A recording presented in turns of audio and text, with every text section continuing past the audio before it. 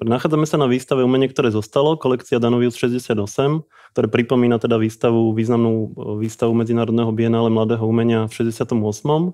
A stretli sme sa vlastne v priestoroch Slovenskej národnej galérie a stretli sme sa hlavne kvôli tvorbe jedného významného, posiaľ pomerne opomínaného výtvarníka Ivana Štepána, pred ktorého vlastne plagátom na dané bienále Danovius stojíme.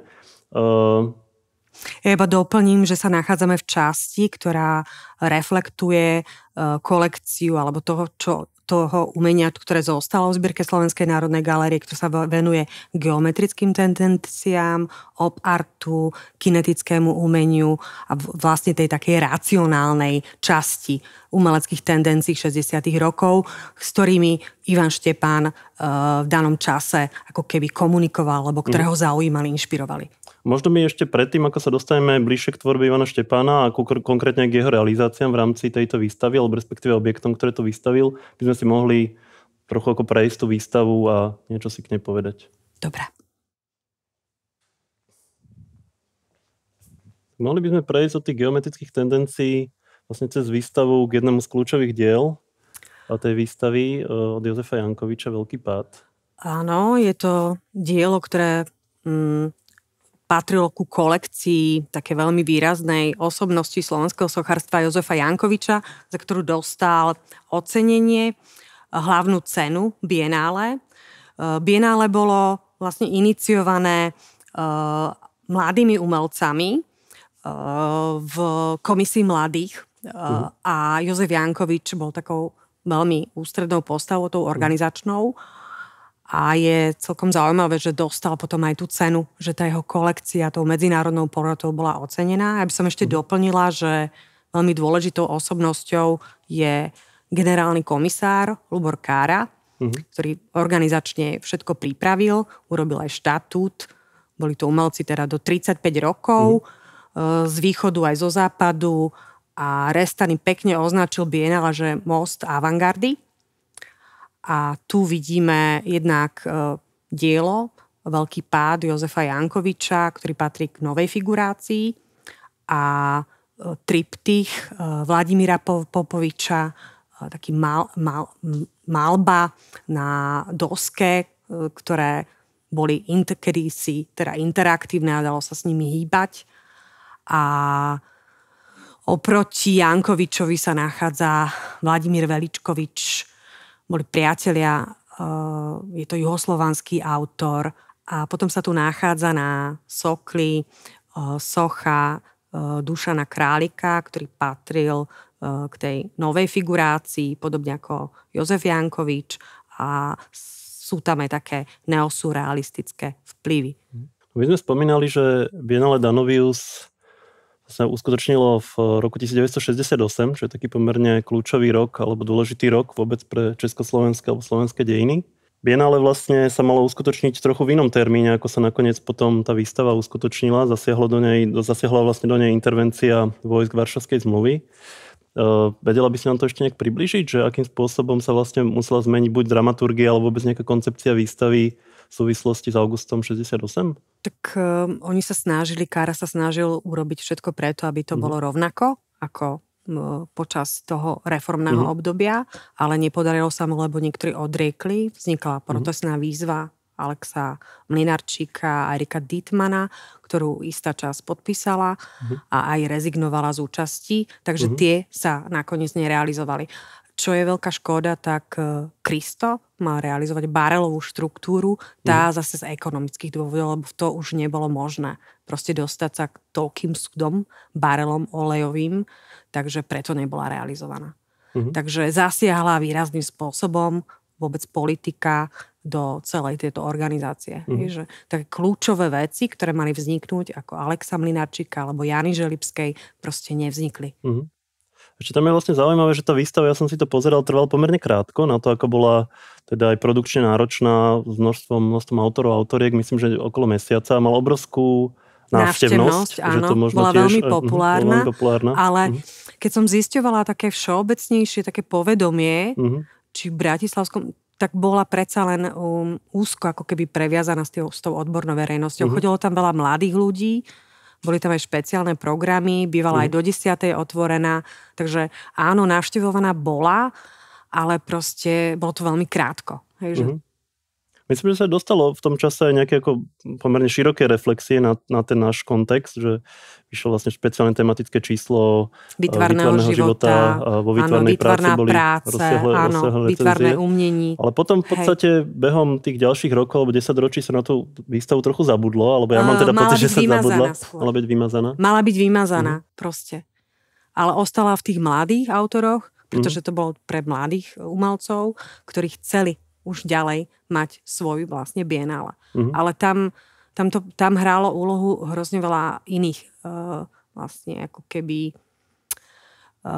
aspektov alebo fenoménov, napríklad ako stred tej konzervatívnej časti, nielen politickej, ale aj umeleckej a tej progresívnejšej, ktorá verila v také inú formu umenia. Čiže na tej výstave je vlastne zaujímavé to, že je to bienále mladého umenia, ale pritom vlastne sa uskutočnilo iba raz. Čiže to ďalšie avizované alebo chystané bienále v roku 1970 už sa nemohlo uskutočniť, alebo sa neuskutočnilo. Čiže zostala v podstate tá výstava napriek tomu predpokladanému formátu bienále iba vlastne v tej jednej časti, alebo teda v tej jednej výstave. No a ostala nám tu tá kolekcia, proste, ktorá nebola dlhé roky vystavená. Jednak aj my sme si chceli urobiť poriadok v tom, v tých jednotlivých zbierkách, pochopiť, kto sú tí autori, tak tá výstava je síce o bienále Danuvius 68, o tej veľkej akcii a aj o politike a umení, ale taktiež o tých dielach, ktoré zostali.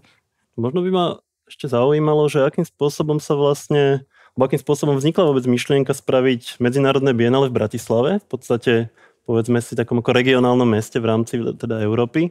A akým spôsobom boli autori a autorky vyberané a kto vlastne tvoril tú organizačnú štruktúru tých komisárov alebo kurátorov, ktorí daných autorov vyberali. Tá organizácia bola trošku komplikovaná a bola iná oproti iným bienálovým akciám v Európe, či v Parížskom bienále alebo Benátskom bienále. Išlo o výberovú konfrontáciu. Vyvolili si komitét a komisár, spolupráca týchto dvoch zložiek tej organizácie Bienále si vyvolili určitých autorov, ktorých oslovili a pozvali ich a plus takej menej známych požiadali, aby pripravili svoje kolekcie a tie buď schválili alebo neschválili. Takže takýmto spôsobom ako keby narastal ten počet vystavujúcich, ktorý skončil na čísle 120. Pôvodne to malo byť 80, takže enormne to narastlo. Takže nakoniec to bola pomerne zaujímavá, veľkorysá, pestrá prehliadka s tým, že niektoré také radikálnejšie veci sa nepodarili.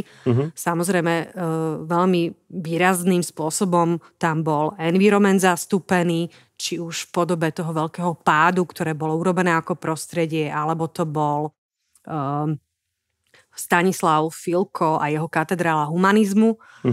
A veľmi výrazným spôsobom do toho environmentu zasiahol aj Ivan Štepán. Takže ak by si mohol spomenúť, že ktoré diela tam mal, ty špeciálne?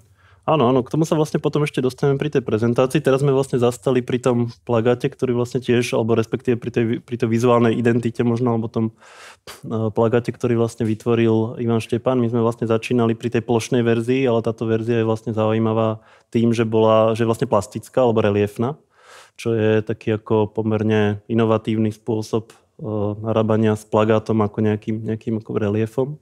A zároveň vlastne ešte vidíme druhú verziu plagátu, ktorá je aj na obálke katalógu k Danuviu, ktorý robil vlastne Miloš Urbásek, čo je tiež zaujímavé, že sa objavujú vlastne takéto ako dve verzie vlastne vizuálu k tej výstave. A potom k dielam vlastne Ivana Štepána, jedným z nich je environment optiterciálny stabiloid a druhé je vlastne objekt s názvom Sekunda 1. Tak si môžeme viacej povedať pri prezentácii. Mohli by sme sa teda dostať k tvorbe Ivana Štepána, ktorú sme tak čiastočne spomenuli cez tie plagáty, v rámci ktoré teda robil pre výstavu Danuvius.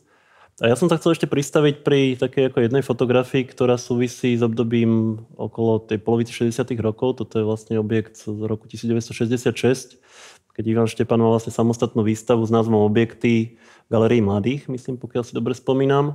A kde sú vlastne tie tendencie také ako neosireálne alebo čerpajúce aj z tej novej figurácie, ale hodne teda inšpirované surrealistickým umením. Vidíme teda príklad jedného z tých objektov Menu, teda z roku 1966. A ty si vlastne spomínala, že potom tie ďalšie realizácie, alebo ak sa teda dostaneme k realizácii pre Danovius, už to viacej súvisí možno s takými ako geometrickými tendenciami a viacej to súvisí s nejakým konštruktívnymi tendenciami a s nejakým ako keby zážitkom, ktorý není iba povedzme vizuálny alebo haptický, ale súvisí aj s nejakým ako priestorovým zážitkom alebo s nejakým matematickými, nejakými vedeckými a kinetickými vecami, ktoré ho začali fascinovať. Tuto bolo, bolo v tom objekte skôr proste práca s tým nájdeným objektom, s nejakým takým found object, ako sme to vlastne videli toto ešte v tých... ktorom vytvárala také sochy, asambláže z tiež nájdených nejakých predmetov ako nábytkového charakteru, alebo z figurín, ktoré boli také desivé, ale v tom je aj taký ironický podtext, v tých objektoch, takže to bolo úplne iná, on zmenil tú estetiku. A tiež je to taká poloha, ktorá vlastne v tom Danoviu je zastúpená, treba cez toho králika, alebo čiastočne možno aj cez... A on to opustil a začalo fascinovať tá veda a technika. Tak preto ten jeho prístup v tom Danoviu už bol úplne iný, už aj v tej vizualite toho plagátu. To je vlastne plastový výlisok, že také dosť jedinečná záležitosť.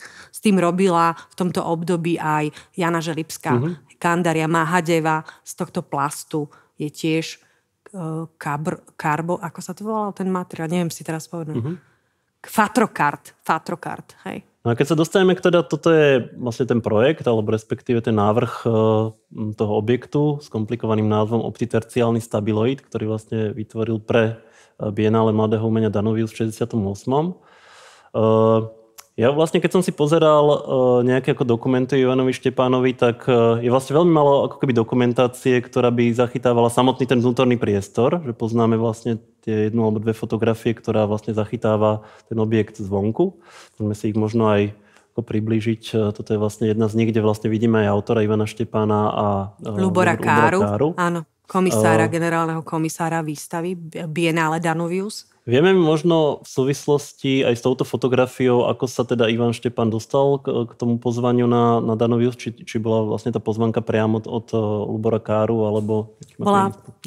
Má v archíve v Slovenskom centre dizajnu alebo v Slovenskom múzeu dizajnu v jeho zložke osobnej sa nachádza list od Lubora Káru a od komitétu, kde ho pozývajú, aby predložil diela na to, aby mohol byť zaradený na výstavu a on predložil s tým, že požiadal nejaký dlhší čas, predložil tento projekt optiterciálny stabiloid. Tie jeho názvy tých jeho diel sú strašne krkolomné, veľmi tajúplné, veľmi záhadné a také vedecké. Ale áno, to bolo typické aj pre jeho slovník alebo texty, ktoré boli vyprodukované, že sú veľmi ťažko pochopiteľné. Možno sám sa nevedel vyjadrovať v týchto technických alebo vedeckých termínoch. Ale on si veľmi dával záležať na názvoch objektov, dokonca ešte v tej perióde tej prvej polovici 60. rokov alebo okolo toho 65-66 má aj také lavičky alebo vlastne objekty, ktoré majú až také dadaistické názvy, alebo tie názvy sú častokrát veľmi dlhé a nejakým takým vtipným alebo ironickým spôsobom vlastne ako popisujú, že sú skutočne tie názvy ako keby súčasťou toho diela, že mám pocit, že skutočne nad tým ako keby dlhšie rozmýšľal. Ale tuto v tom 68. a potom aj v tých ďalších rokoch už sú tie názvy také ako technické, ale stále sú pomerne krkolomné, že sú také jazykolami, ako je to teda v tomto prípade. Môžeme si ešte možno ukázať aj tú druhú fotografiu. Teda poznáme v podstate iba tieto dve fotografie. Áno, je strašná škoda, že ja som teda hľadala a videla som toho veľa od Danoviu 68, ale nenašla som žiadny záznam ako dokumentárny, kde by bolo ukázané v pohybe.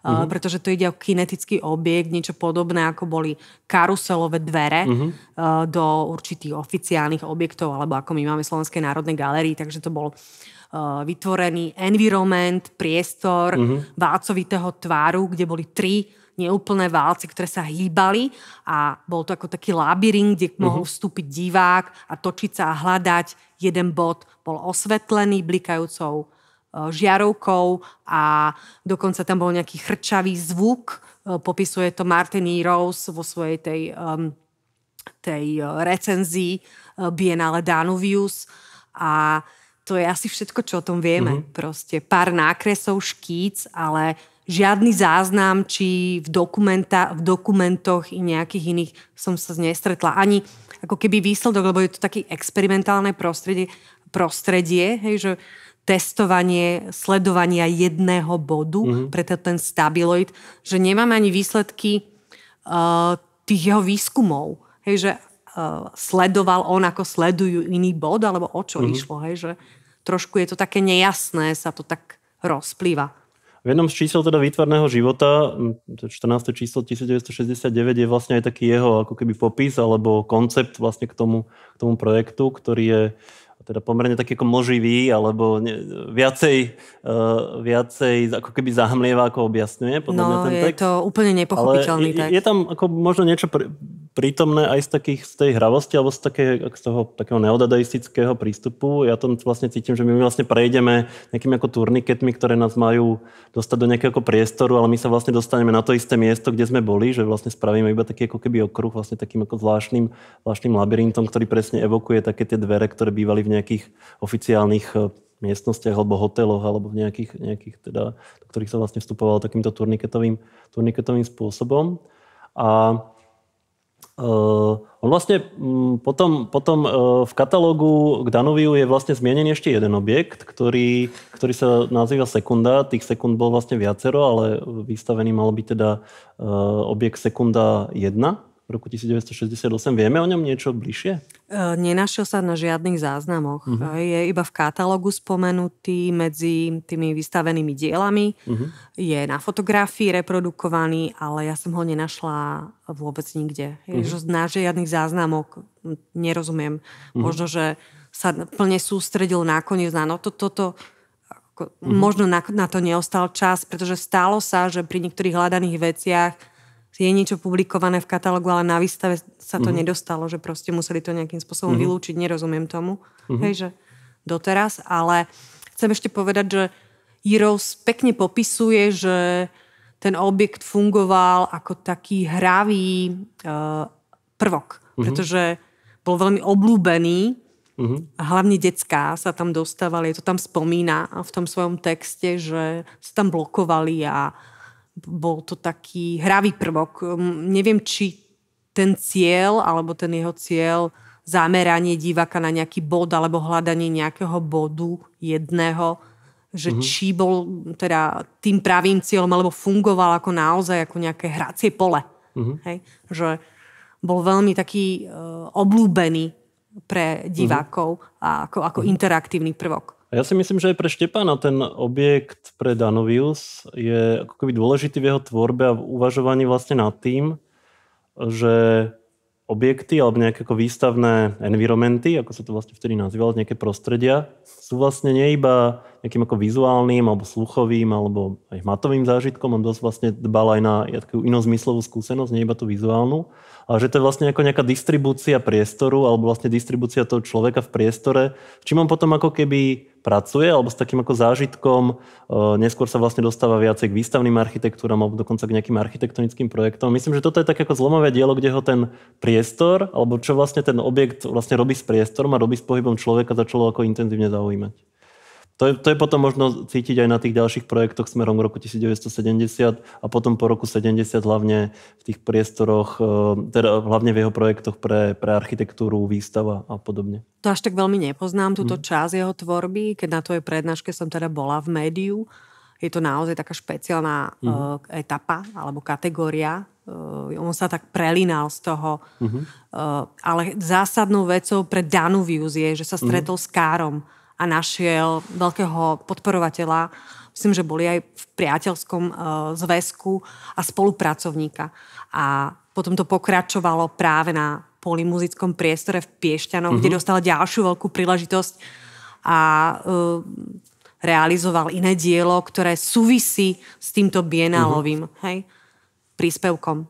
Možno by sme sa mohli dostať aj k tomu, hoci to teda už je sme zhruba 2 roky neskôr, ale je tam vlastne tá spolupráca kurátor-umelec alebo komisár-umelec, ako sa to vtedy nazval, teda spolupráca s Lubrom Károm. A to je vlastne asi jeho taký najväčší environment, alebo najnákladnejší, bol to skutočne veľmi nákladný projekt aj finančne. Projekt Optipoliton 1, alebo teda testačný priestor pre výstavu Polymuzický priestor z roku 1970, špecificky teda zasadený, alebo bol vlastne mu určené miesto na kúpeľnom ostrove v Piešťanoch, čiže mal byť zasadený v podstate v kúpeľnom parku. A tiež je tam ako keby prítomné aj tá skúsenosť vlastne aj zvuku, hudby, pracuje opäť teda s nejakým ako takým ako reliefnými tými výliskami opláštenia vlastne geometria, geometrické princípy. Hej. Čiže nové materiály, ktoré uplatňoval, špeciálne vytvorené pre ten priestor. V podstate je to architektúra. Nedá sa povedať, že to je iba environment, to je nová budova, to je architektúra. Už bol na hrane tohto, vlastne ako boli tie budúcnostné alebo nejaké iné formy, tak on to bola účelová stavba, architektúra, audiovizuálna sieň proste, ktorá sa mu trošku vymkla z rúk, lebo ona nebola od začiatku prítomná na výstave až na konci a potom ju kúpili Piešťanské kúpele a niekoľko rokov prevádzkovali ako svoju takú atrakciu pre turistov. To vlastne vidíme fotografiu asi z tej výstavby, alebo teda z konštruovania toho objektu aj vlastne s tým takým ako plastickým reliefom alebo plastickým opláštením. A tu je vlastne vidno, že ono to skutočne už má ako keby rozmery architektúry, teda kruhového objektu, do ktorého sa dalo vstúpiť. Myslím, že tu bude aj taká vlastne fotografia teda tých návštevníkov, ktorí vstupujú, ale aj z interiéru, ktorý je vlastne pre mňa veľmi zaujímavý. Toto je vlastne fotografia z archívu práve Ivana Štepána. A v strede vlastne toho objektu bola taká kabína, kde mal byť vlastne taký audiovizuálny program, aj zvukový a tie jednotlivé klavír a tie jednotlivé svetlá vlastne podľa tónin alebo podľa vlastne melódie tej hudby mali vlastne vydávať teda nejakú frekvenciu rôznych teda svetiel aj rôznych ako intenzít, čiže bol to skutočne taký ako celokomplex, teda ten zážitok bol skutočne ako veľmi komplexný aj čo sa týka ako zvuku a svetla, farieb. Čiže, ale ja mám vlastne pocit, že skutočne taký ten nejaký ako zlom nastal v tom 68.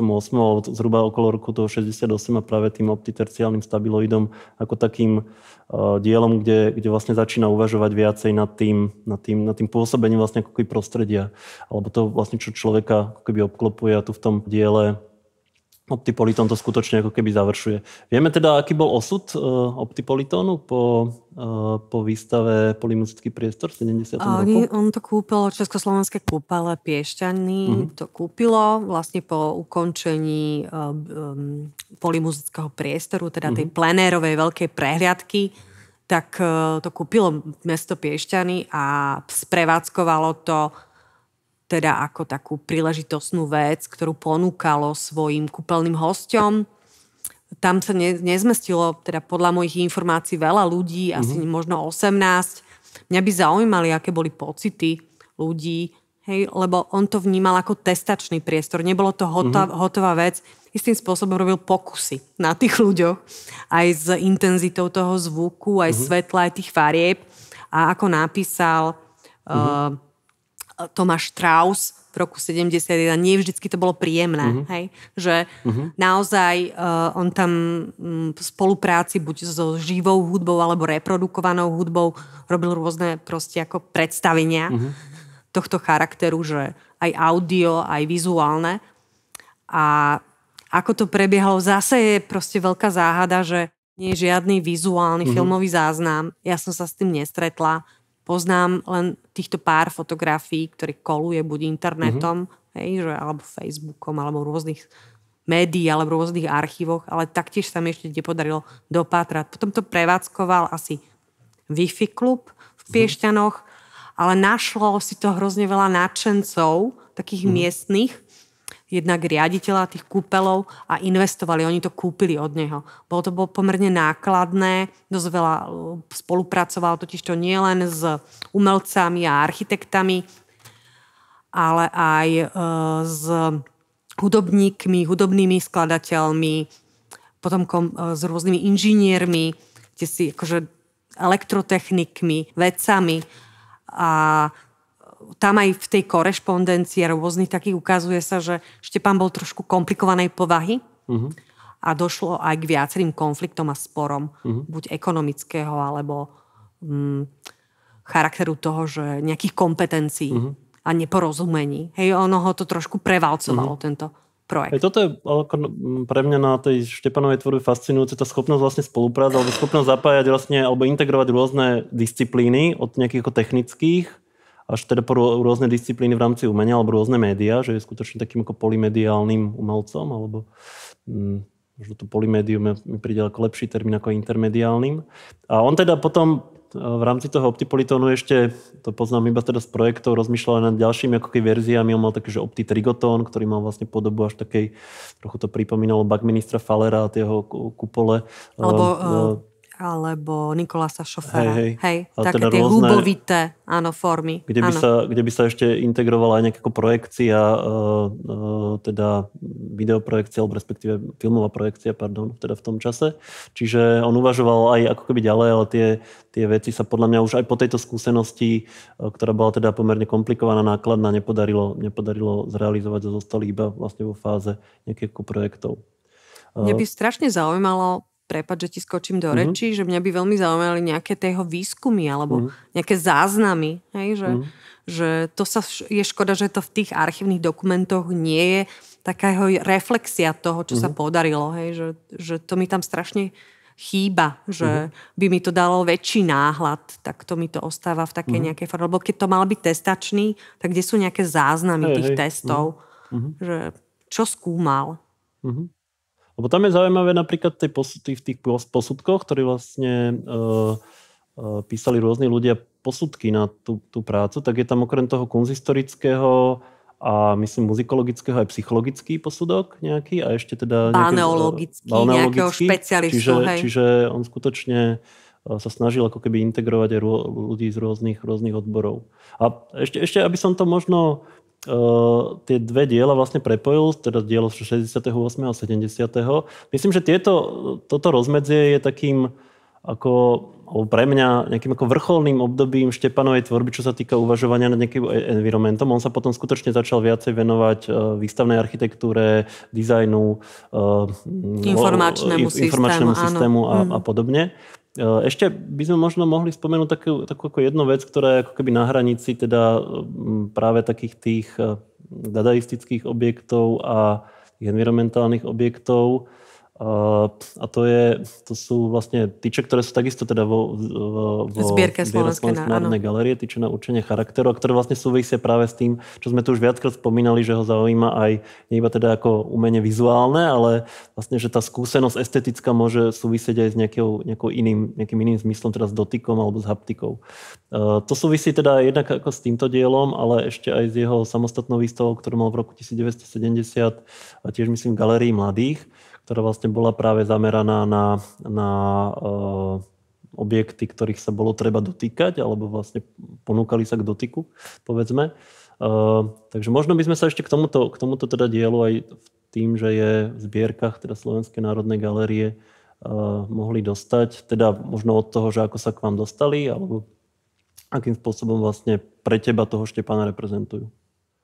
Tiež je tam tá geometria dosť výrazným spôsobom a práve tie haptické otlačky do toho moduritu. Mňa fascinuje to, že používa tie plastové hmoty. Hej? Že veľmi je, buď tie plastové výlisky, toto je modurit, drevo, veľmi komplikované, ale v podstate ide o také jednoduché veci, ako záznam toho gesta. Hej? Že preto určenie na charakter, teda, alebo ja si to tak vysvetľujem, že proste sú tam rôzne ako keby možnosti toho výkonu, toho gesta s jednou tyčou. Hej? A vždycky je tam ten otlačok tej ruky jeho, s tým hmatom, s ktorým vlastne on pracoval. Takže toto je tam také najzásadnejšie. Neviem, či to v tom hmatovom štúdiu bolo. Myslím, že toto nie. To potom ako keby nadväzovalo na tú výstavu hmatové štúdium. Tam boli teda iné, tiež vlastne také hmatníky, ktoré mali rôzne teploty alebo boli potiahnuté vlastne rôznymi materiálmi. Myslím, že aj kopali, že neboli tak úplne technicky dokonale urobené. To Igor Gázdík v recenzii napísal, že ho to sklamalo.